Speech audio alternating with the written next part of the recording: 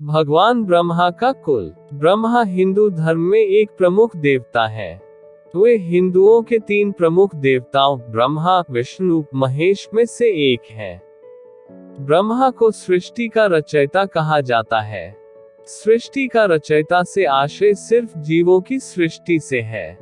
पुराणों ने इनकी कहानी को मिथ के रूप में लिखा। प्रमुख देवता होने पर भी इनकी पूजा बहुत कम होती है। इसका एक कारण यह बताया जाता है कि इन्होंने अपनी पुत्री सरस्वती पर कुदृष्टि डाली थी।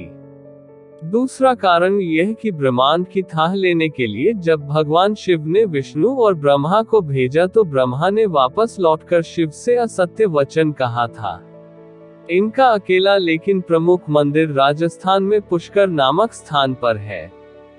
कई लोग गलती से इन्हें ब्रह्म भी मान लेते हैं, जबकि ब्रह्म शब्द ईश्वर के लिए प्रयुक्त होता है।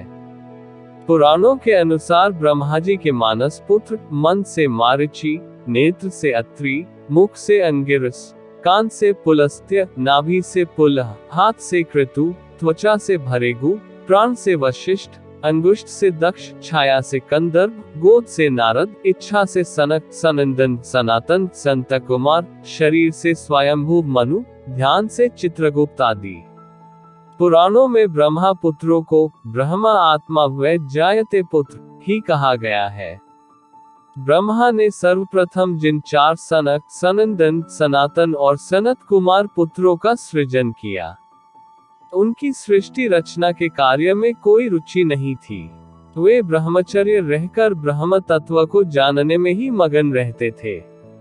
इन वीतराग पुत्रों के इस निरपेक्ष व्यवहार पर ब्रह्मा को महान क्रोध उत्पन्न हुआ। ब्रह्मा के उस क्रोध से एक प्रचंड ज्योति ने जन्म लिया।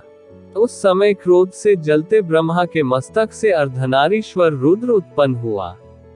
ब्रह्मा ने उस अर्धनारीश्वर रुद्र को स्त्री और पुरुष 2 भागों में विभक्त कर दिया।